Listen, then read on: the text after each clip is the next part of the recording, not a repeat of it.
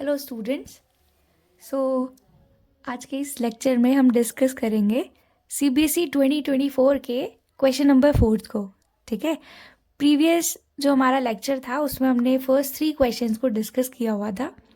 तो देखिए, क्वेश्चन में आपको दिया हुआ है कि in an AP if the first term a is equal to 7। आपको गिवन है कि इस एपी का जो आपका फर्स्ट टर्म है वो कितना है, 7 है, और इसका जो nth टर्म है वो आपको 84 दिया हुआ है। ठीक है, और आपको दूसरा जो n टर्म्स हैं, इन n टर्म्स का सम भी गिवन है and we have to find here n। हमको यहाँ पे क्या निकालना है, n की वैल्यू फाइंड आउट करनी है। अब आप देखिए, अगर आपको इन फर्स्ट n टर्म्स का सम अगर गिवन है और आपको n का वैल्यू निकालना है तो आपने सम ऑफ n टर्म्स का फॉर्मूला पढ़ रखा है, Sn जिसको हम लोग लिखते हैं। फॉर्मूला हमने क्या पढ़ा है, n/2, और क्या पढ़ा है हमने 2a plus n minus 1 into क्या पढ़ा है, d।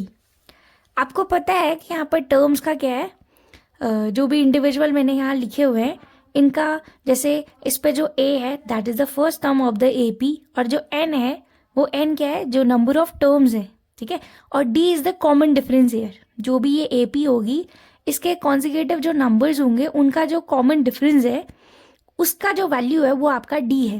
ठीक है, एक तो ये फॉर्मूला है जनरल। ठीक है, आप एक चीज देखिए, इस फॉर्मूले को हम थोड़ा सा सिंप्लीफाई कर सकते हैं। कैसे, n/2, मैं 2a को क्या लिख सकती हूँ, a प्लस a लिख सकती हूँ। ठीक है ना, और प्लस क्या हो जाएगा, n माइनस 1 इंटू क्या हो जाएगा, d। आपको पता है a plus n minus 1 into d, ये चीज क्या बन रही है आपकी, इसको आप क्या लिख सकते हो, an, जो कि nth टर्म का क्या था, फॉर्मूला था।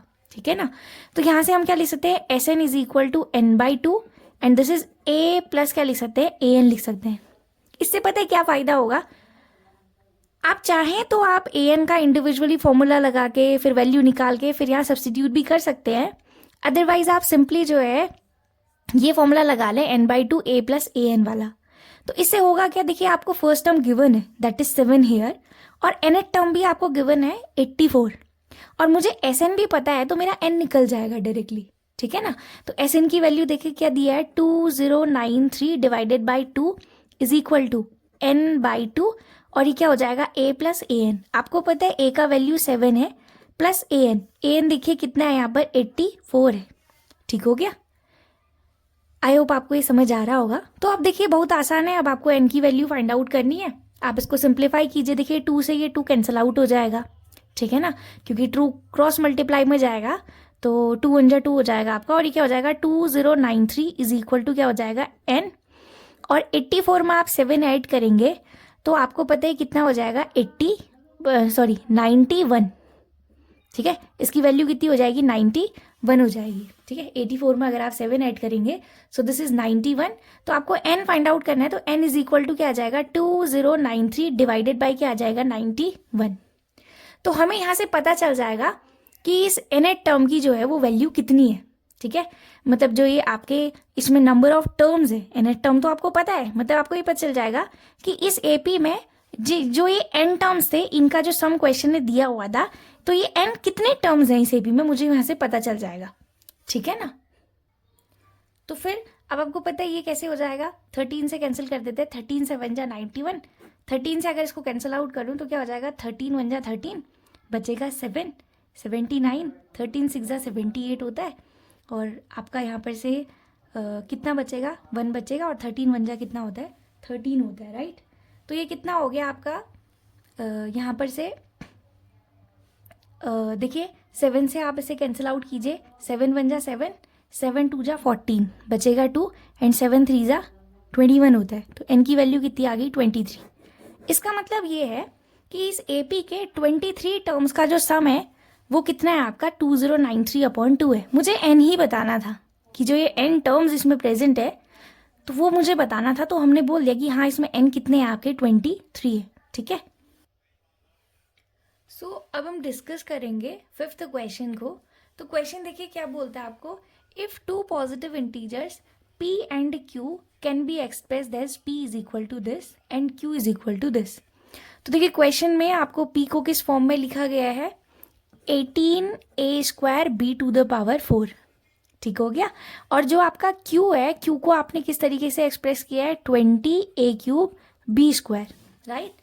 एंड हमको यहाँ पर निकालना क्या है, we have to find the LCM of these two numbers, जो ये p है और जो ये q है, इन दोनों का हमको यहाँ पर एलसीएम निकालना है, ठीक है ना। अब आपको पता है एलसीएम का मतलब क्या होता है, एलसीएम को आप बोलते हो least common multiple, least common multiple, ध्यान दीजिएगा मल्टीपल बोलते हैं। तो मल्टीपल का मतलब ये कि जैसे ये अगर मैं सिंपल आपसे बात करूं, ये 18 है, ये 20 है, तो 18 और 20 का सबसे छोटा मल्टीपल, ठीक है, जिससे ये दोनों नंबर्स क्या हो, डिविजिबल हो, ठीक हो गया। तो आपको पता है आप 18 और 20 का एलसीएम जैसे आप बचपन में निकालते थे 18, 20, तो हम इस तरीके से इसका एलसीएम फाइंड आउट कर देंगे, ठीक हो गया। तो आपको पता देखिए क्या हो जाएगा, 2 9 जा 18 और 2 10 जा हो जाएगा। अगेन 2 से करेंगे तो ये 9 तो एज इट इज रहेगा, 2 5 जा एंड दिस इज अगेन 3 से करेंगे हम, 3 3 जा एंड ये 5 रहेगा और 3 1 जा और ये 5 और 5 से करेंगे तो 1, 1। तो देखिए ये इसके क्या आ गए, फैक्टर्स आ गए, ठीक, मतलब प्राइम फैक्टर्स आ गए। इनको आप मल्टीप्लाई करेंगे so you will get the LCM of 18 and 20 which is 2 into 2 into 3 into 3 into क्या आ जाएगा आपका 5। तो देखिए 2 2 जा 4, ठीक है, 4 3 जा 12, 12 3 जा कितना होता है 36 एंड 36 5 जा कितना होता है 180 होता है। तो मतलब हमको ये तो पता चल गया कि 18 और 20 का जो एलसीएम आया वो 180 आया। अब बात क्या है, जो आपके ये जो A square B to the power 4 है और यहाँ ए क्यूब बी स्क्वायर है, इसका हम कैसे बताएंगे। अगर आप ऑप्शंस को एलिमिनेट भी करते हो तो देखिए यहाँ सेकंड ऑप्शन में भी 180 आ रहा है और लास्ट वाले में भी 180 आ रहा है। बात है कि सेकंड और लास्ट में से कौन सा ऑप्शन करेक्ट होगा। तो इसके लिए देखिए आप करिएगा क्या कि जो भी आपको ये दिया हुआ जैसे A square B to the power 4 है और नेक्स्ट क्या है आपका ए क्यूब बी स्क्वायर है, इन दोनों में भी वही देखिए, इन दोनों के एलसीएम निकालने का मतलब वही हुआ, लीस्ट कॉमन मल्टीपल आपको फाइंड आउट करना है। तो उस लीस्ट कॉमन मल्टीपल के लिए भी हम लोग करेंगे क्या कि जैसे आप देखिए ये ए स्क्वायर है, ये ए टू द पावर 3 है, एलसीएम के लिए ये देखिए जिसकी पावर बड़ी है, ठीक है ना, जैसे ये ए की पावर 3 है, अगर आप ए की पावर 3 पर ए की पावर 3 का डिवाइड करेंगे तो 1 टाइम जाएगा और ए की पावर 3 पे अगर ए स्क्वायर का दोगे तो ए रेस्ट आपका मतलब ए टाइम्स डिवाइड जाएगा। तो इसका मतलब ए स्क्वायर और ए टू द पावर 3, आप देख लो ए में सबसे बड़ी पावर क्या है, तो क्या है ए टू द पावर 3 है। अगेन बी वाले में चेक करेंगे, बी की पावर क्या है, यहाँ बी टू द पावर 4 है और यहाँ क्या है बी स्क्वायर है। तो इन दोनों में भी देखा जाए तो मैक्सिमम पावर क्या आपकी 4 है, तो क्या आ जाएगा बी टू द पावर 4। तो आपका आंसर क्या आ गया 180, ठीक है ना, 180 A to the power 3 B to the power 4, that will be your answer. तो यहाँ ध्यान दीजिएगा ये जो फोर्थ ऑप्शन है इसमें यही मैंशन था, यहाँ पर दिख नहीं रहा होगा आपको, तो ये ऑप्शन यही था A 180 A to the power 3 and B to the power 4, this will be your answer, ठीक है, जो ऑप्शन आपका डी है। अच्छा अगर बाई चांस क्वेश्चन आपसे बोलता है HCF फाइंड आउट करो, ठीक है ना, अगर मैं अपनी तरफ से अगर आपसे पूछ दूं कि अगर आपको HCF निकालना है तो आप HCF कैसे निकालेंगे। HCF का मतलब होता है हाईएस्ट कॉमन फैक्टर, ठीक है ना, तो हाईएस्ट कॉमन फैक्टर है तो आपको करना क्या है फैक्टर निकालना है। तो आप क्या करेंगे सिंपली 18 और 20 के आप फैक्टर्स लिखिए, फिर उन फैक्टर्स में से कॉमन टर्म्स को आप पिक आउट करेंगे, ठीक हो गया। जैसे 18 को आप 2 3 जा 6 एंड 6 3 जा 18 लिखते हैं, 20 को 2 5 जा 10 5 2 जा आता है, तो इन दोनों में से क्या आ जाएगा 2 आ जाएगा, राइट, 2 आ गया और तो कोई कॉमन है नहीं यहाँ पर। वैसे ही अब ये A square B to the power 4 और ए क्यूब बी स्क्वायर है, तो आप ध्यान दीजिएगा, चाहे आप अपने दिमाग में इसको रख भी लीजिए। अगर आपको HCF निकालना है तो HCF के लिए जो भी ये आपको टर्म्स दिए गए हैं इनमें जो लीस्ट है आपकी पावर टर्म है, जैसे यहाँ पे ए स्क्वायर है, ये ए की पावर 3 है, तो इन दोनों का फैक्टर क्या होगा ए स्क्वायर होगा। LCM के लिए तो आप बड़ी पावर देखोगे और HCF के लिए आप लीस्ट पावर देखोगे जो दोनों में प्रेजेंट हो। तो यहाँ भी ए स्क्वायर है, यहाँ भी ए स्क्वायर है, क्योंकि मैं ए की पावर 3 को ए स्क्वायर इंटू ए लिख सकती हूँ ना, मैं ए क्यूब को मैं क्या लिख सकती हूँ ए स्क्वायर इंटू ए तो लिख सकती हूँ। तो देखिए स्क्वायर्ड वैल्यू तो है ना यहाँ पे, तो ये कॉमन आ गया आपका। सिमिलरली यहाँ बी की पावर 4 है और बी का क्या है स्क्वायर है, तो इन दोनों में कॉमन क्या आ जाएगा बी स्क्वायर आ जाएगा। आई होप आपको ये बात समझ में आई होगी। तो यदि आपको इसका HCF निकालना होता तो आप HCF लिखते 2a स्क्वायर बी स्क्वायर, तो उसके अकॉर्डिंग ऑप्शन आपका फर्स्ट होता, ठीक है। बट यहाँ पर आपको LCM निकालना है, HCF नहीं निकालना है। बाई चांस अगर इस बार क्वेश्चन में आपको HCF नहीं मतलब LCM निकालने को नहीं आता है, HCF निकालने को बोल दे तो आपने इस तरीके से निकालना है। बस ध्यान में ये रखना है कि कैसे आपने उसको फाइंड आउट करना है, ठीक है। तो देखिए ये क्वेश्चंस ऐसे हैं जो एग्जाम पॉइंट ऑफ व्यू से इंपॉर्टेंट है, आप इनको प्रैक्टिस कीजिए इनकी, ठीक है। अब हम डिस्कस करेंगे क्वेश्चन नंबर 6 को। तो देखिए क्वेश्चन नंबर 6 भी इंपॉर्टेंट है, आपको पता है ये क्वेश्चन कोऑर्डिनेट ज्योमेट्री का है, ठीक है ना। देखिए आपको इसमें कोऑर्डिनेट्स दिए गए हैं और क्वेश्चन क्या बोलता है कि ये आपका एक ट्रायंगल है ABC, राइट। ये मेरा कोई ट्रायंगल है ABC और इस ट्रायंगल में आपको क्या गिवन है कि जो आपके ये वर्टिसेस हैं इनके पॉइंट्स आपको गिवन है। ए के जो कोऑर्डिनेट्स हैं वो है 5, -6, बी के जो है वो क्या है 6, 4 है और जो सी है वो क्या है 0, 0 है। अभी तो हम एक रफ फिगर ड्रॉ कर रहे हैं अपनी समझ के लिए, वरना आपको पता है ये सी जो है इसके कोऑर्डिनेट 0, 0 है। इट मीन्स कि ये आपका ओरिजिन पे लाई कर रहा है, ठीक हो गया। देखिए क्वेश्चन आपको बोलते हैं AD is a median of triangle ABC, मतलब ये ट्रायंगल मेरा ABC है और इस ट्रायंगल ABC का जो AD है ये AD, ये D पॉइंट हो गया मेरा, ये AD एक्चुअली क्या है इसका मीडियन है। अब जरा हम बात करते हैं मीडियन की एक प्रॉपर्टी को डिस्कस करते हैं, ध्यान दीजिएगा आप लोग। देखिए होता क्या है, जो आपकी मीडियन होती है किसी भी ट्रायंगल की, वो ट्रायंगल को 2 इक्वल पार्ट्स में ब्रेक करती है। इक्वल पार्ट्स में ब्रेक करने का मतलब यहाँ पर से ये जो BD होगा ना ये आपके DC के बराबर होगा, मतलब ये BD DC के बराबर होगा। अब आप बोलेंगे कि परपेंडिकुलर बाइसेक्टर भी तो यही होता है, परंतु ध्यान दीजिएगा जो परपेंडिकुलर बाइसेक्टर लाइन होती है वो किसी भी साइड को क्या करती है, एक तो बाइसेक्ट करती है और दूसरा 90 डिग्री पर बाइसेक्ट करती है, ठीक है ना। 90 डिग्री पर मतलब वो परपेंडिकुलर होती है उस बेस के, ये ऑलवेज परपेंडिकुलर होगी, ठीक है, जो परपेंडिकुलर बाइसेक्टर लाइन होती है। बट जो मीडियन होती है ना वो ट्रायंगल को केवल बाइसेक्ट करती है। हो सकता है वो ट्रायंगल स्केलिन ट्रायंगल हो जाए, तो स्केलिन ट्रायंगल में आपकी अगर आप मीडियन ड्रॉ करते हैं तो वो उसको परपेंडिकुलरली बाइसेक्ट नहीं करती, केवल बाइसेक्ट करती है, ठीक है। तो अगर आपका ये BD अगर DC के बराबर है, क्योंकि मीडियन क्वेश्चन ने बोल रखा है आपको, सो इट मीन्स कि ये D पॉइंट जो है मेरी इस BC लाइन को जो है 1:1 में क्या कर रहा है, ब्रेक कर रहा है। यही तो मतलब हुआ है ना। तो इट मीन्स कि जब BD DC के बराबर हो गए तो ये 1:1 में ही तो ब्रेक हो रही होगी BC वाली लाइन। तो आपका हुआ क्या कि D यहाँ से क्या आ गया, D is a mid point है, D क्या निकल गया आपका, एक मिड पॉइंट निकल गया, ठीक है ना। अब आप लोगों ने सेक्शन फॉर्मूला पढ़ रखा है, सेक्शन फॉर्मूला है क्या, अगर आप सेक्शन फॉर्मूला को ध्यान देते हैं तो आप सेक्शन फॉर्मूला पढ़े हो, वो क्या है, जो ये D पॉइंट है इसके कोऑर्डिनेट अगर मैं x बोल दूं तो x क्या होगा m1x2 प्लस क्या होता है m2x1 divided by m1 plus क्या आता है आपका m2 आता है, ठीक है। ऐसे ही आप y भी निकाल सकते हैं which is equal to m1y2 plus क्या आता है m2y1 डिवाइडेड बाय क्या y1, ठीक है, अपॉन क्या आएगा m1 प्लस क्या आता है m2 आता है। This is the coordinate of y, ठीक है। तो अब देखिए होगा क्या, क्योंकि यहाँ पर मुझे पता है, क्योंकि ये जो आपका यहाँ पर m1:m2 निकल के आया है वो 1:1 है। It means D is a mid point है। D अगर मिड पॉइंट होगा तो आपको पता है 1:1 में ब्रेक कर रहा है, तो m1 m2 का जो वैल्यू आया है वो 1:1 आया। अगर यहाँ m1 और m2 की जगह आप 1 रखते हैं तो देखिए आएगा क्या, x is equal to m1 1 है तो 1 को आप x2 से इंटू करेंगे तो x2 आ जाएगा, प्लस m2 भी 1 है, x1 से इंटू करेंगे तो x1 आ जाएगा, divided by m1 plus m2 करेंगे तो 1 में 1 ऐड करोगे तो कितना आ जाएगा 2। सिमिलरली आपको y भी मिल जाएगा which is y1 plus y2 upon क्या आ जाएगा 2।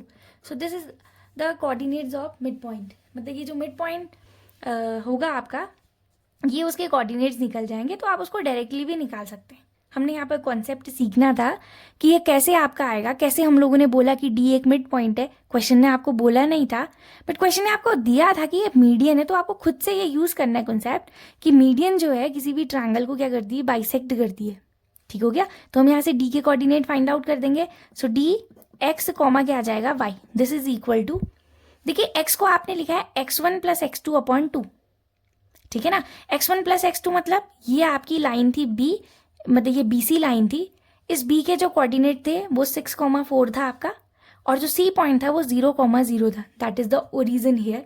और मुझे ये D पॉइंट के क्या निकालने थे, कोऑर्डिनेट्स, ठीक। तो यहाँ से देखिए x1 कौन है, 6 है और x2 कितना है 0, 6 में 0 ऐड करोगे तो 6 आ जाएगा, तो आप क्या लिख देंगे 6 अपॉन क्या आ जाएगा 2, ठीक है, कॉमा ऐसी y निकालेंगे, y1 कितना है 4 है, y2 कितना है 0, 4 में 0 ऐड करेंगे तो 4 आ जाएगा, डिवाइडेड बाई क्या आ जाएगा 2। क्लियर है बात। तो यहाँ से क्या हो जाएगा 2 से कैंसिल आउट होगा 3 टाइम, 2 से कैंसिल आउट हो जाएगा 2 टाइम। तो डी एक्स कॉमा वाई कितना आ गया आपका 3 कॉमा क्या आ गया 2, ठीक हो गया। मतलब डी के जो कोऑर्डिनेट्स आ गए वो 3 कॉमा क्या आ गया आपका 2, ठीक। अब आप ध्यान दीजिएगा, आपको करना क्या था, आपको क्वेश्चन ने ये बोला था कि आपको इस एडी की, जो ये एडी है, ये एडी की लेंथ बतानी थी। लेंथ बताने के लिए पहले डी कोऑर्डिनेट तो पता चले। तो देखिए हम लोगों ने यहाँ से डी कोऑर्डिनेट को फाइंड आउट कर लिया है, ठीक है। अगर आप डी कोऑर्डिनेट बता दिए हो तो बस अब तो बहुत सिंपल है क्वेश्चन। कैसे, आप क्या लगा सकते हैं इसमें, डिस्टेंस फॉर्मूला यूज कर सकते हैं। ये लाइन थी, ये पॉइंट 8 था आपका, ये डी पॉइंट था। ए के कोऑर्डिनेट्स आपको पता है वो कितना है 5 कॉमा -6 है। और जो आपका डी पॉइंट है, डी के जो कोऑर्डिनेट्स हैं वो अभी हम निकाले हैं, वो कितना आया 3 कॉमा 2 है। और हमको पता है जो डिस्टेंस फॉर्मूला होता है, जिससे हम एडी की लेंथ बताएंगे, डिस्टेंस फॉर्मूला क्या होता है आपका, वो होता है √(x2 - x1) whole square plus क्या होता है y2 - y1 का क्या होता है होल स्क्वायर, राइट। तो बस लगा दीजिए फॉर्मूला √(x2), आपकी मर्जी, आप x2 इसको मानिए या इसको मानिए, बट ध्यान दीजिएगा जिससे भी आप x2 ले रहे हैं y2 भी उसके करस्पॉन्डिंग आएगा, ठीक है ना। तो देखिए x2 अगर 3 था तो 3 - 5 होगा, 3 - 5 होल स्क्वायर प्लस y2 2 है आपका और माइनस y1 ऑलरेडी माइनस का है, तो माइनस माइनस क्या हो जाएगा प्लस, और ये क्या आ जाएगा 6, इसका क्या आ जाएगा होल स्क्वायर, ठीक है। तो ये क्या आ जाएगा √, ठीक है। 3 में से 5 सब्ट्रैक्ट करेंगे तो कितना आएगा 2 आएगा, बट वो 2 कैसा आएगा माइनस का 2 आएगा। माइनस का 2 का स्क्वायर करोगे तो वो तो पॉजिटिव ही आएगा ना, -2 के स्क्वायर का मतलब -2 × -2, माइनस माइनस प्लस होता है, और 2 2 जा कितना हो जाएगा आपका 4 हो जाएगा। तो ये आ जाएगा आपका 4 प्लस 2 + 6 कितना होता है 8, और 8 का स्क्वायर करोगे तो कितना आ जाएगा 64, ठीक है। और 64 में अगर आप 4 ऐड करोगे सो दिस इज 68, तो √68 आ गया। अब आप अपने ऑप्शंस को जरा देखिए, ऑप्शंस में देखिए √68 पहला ही ऑप्शन आपको दिख रहा है, और ध्यान देना है क्योंकि ये एक डिस्टेंस है। अगर ये लॉन्ग आंसर टाइप में आता तो आप इसको यूनिट जरूर मेंशन करना, ये जरा ध्यान दीजिएगा। कई बार हम लोग एग्जाम में लिखते नहीं हैं तो मार्क्स कटने के चांस रहते हैं, तो आप मेंशन जरूर कीजिए कि ये यूनिट है, बिकॉज ये डिस्टेंस है, डिस्टेंस की कुछ ना कुछ तो यूनिट होगी ना, मीटर, सेंटीमीटर, किलोमीटर, कुछ भी हो सकता है, तो हमने इसलिए यहाँ पर यूनिट लिख दिया है। So that will be your answer. तो ये था आपका क्वेश्चन नंबर 6, जिसका ऑप्शन क्या आ रहा है फर्स्ट। अब हम डिस्कस करेंगे क्वेश्चन नंबर 7 को। तो देखिए 7th क्वेश्चन आपको क्या बोलता है, if sec theta - tan theta is equal to m, then the value of sec theta plus tan theta. हाँ ध्यान दीजिएगा, आपको क्वेश्चन में sec थीटा - tan थीटा की वैल्यू गिवन है। देखिए क्या दिया हुआ आपको, sec थीटा - tan थीटा आपको गिवन है, having value m, and we have to find here sec theta plus tan theta, इसका वैल्यू हमको निकालना है। अब इसके लिए करेंगे क्या, कुछ नहीं, बहुत सिंपल।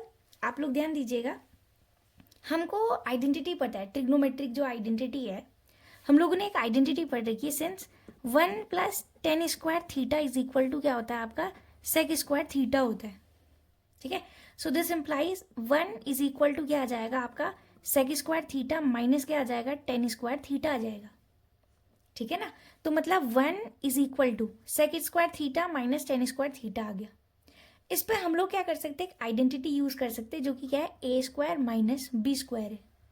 अब हमने ऐसा ही क्यों किया, उसका रीजन है क्योंकि आपको ये आइडेंटिटी पता है, ठीक है ना, जो ट्रिग्नोमेट्रिक आइडेंटिटी है आपको, वो आपको नोन है कि 1 + tan स्क्वायर थीटा बराबर sec स्क्वायर थीटा होता है। यहाँ से हम क्या कर सकते हैं, a² - b² वाली आइडेंटिटी लगा के इसको अगर हम ब्रेक करते हैं तो आंसर क्या आता है a + b इंटू क्या आता है a - b। These are the 2 factors of this term a² - b²। तो इसमें जो ये a + b है वो आपका क्या हो जाएगा sec theta plus tan theta हो जाएगा, और जो a - b होगा वो क्या हो जाएगा sec theta minus tan theta, जिसकी वैल्यू मुझे पता है, ठीक है ना। तो sec square theta minus tan square theta लिखेंगे तो उसको अगर हम फैक्टर्स के टर्म में लिखे तो क्या आ जाएगा sec थीटा प्लस क्या आ जाएगा tan थीटा आ जाएगा, एक ये बन गया फैक्टर। और अगला फैक्टर क्या बनेगा sec थीटा माइनस क्या बन जाएगा आपका tan थीटा, राइट। समझ में आ गया होगा, ये हमने यूज किया हुआ है, उसको मैंने मेंशन किया है। तो ये आप यूज करते हैं तो क्या आ जाएगा 1 is equal to sec theta plus tan theta, इसकी तो वैल्यू आपको निकालनी है, तो sec थीटा प्लस क्या आ जाएगा आपका tan theta as it is आ जाएगा। दूसरे ब्रैकेट में क्या लिखा है sec theta minus tan theta लिखा है, इसकी वैल्यू देखिए sec theta minus tan theta की वैल्यू आपको क्वेश्चन में दे रखी है, दैट इज m हियर, तो क्या आ जाएगा आपका m आ जाएगा इंटू m, क्योंकि फैक्टर है मल्टीप्लाई करेंगे। तो यहाँ ये m मल्टीप्लाई में है तो लेफ्ट साइड जाएगा, तो डिवाइड में चला जाएगा तो क्या आ जाएगा 1/m। So this is equal to sec theta plus क्या आ जाएगा आपका टेन थीटा। तो ये आपकी आंसर हो गया। तो सी ऑप्शन आपका यहाँ पर करेक्ट है। तो sec theta plus tan theta की वैल्यू क्या आ गई आपकी 1/m आ गई। ठीक है, तो बस आपको कुछ नहीं करना है, सिंपल, क्योंकि ये तो एमसीक्यू बेस्ड ही था, इसमें ज़्यादा आपको कुछ करना नहीं है। जो वैल्यू आपको दी हुई है और आप आइडेंटिटी लगाइए और सिंपल आपको वैल्यू पता चल जाएगी। ठीक, तो ये आपका अभी तक हमने क्वेश्चन नंबर 7 तक डिस्कस कर लिया है। फर्दर क्वेश्चंस को हम अपनी नेक्स्ट लेक्चर में डिस्कस करेंगे। ठीक है, आप लोग प्रैक्टिस कीजिए और ये क्वेश्चंस जो है एग्जाम पॉइंट ऑफ व्यू से बहुत ज़्यादा इंपॉर्टेंट है, तो ज़्यादा से ज़्यादा इनकी प्रैक्टिस कीजिए। ठीक है, थैंक यू।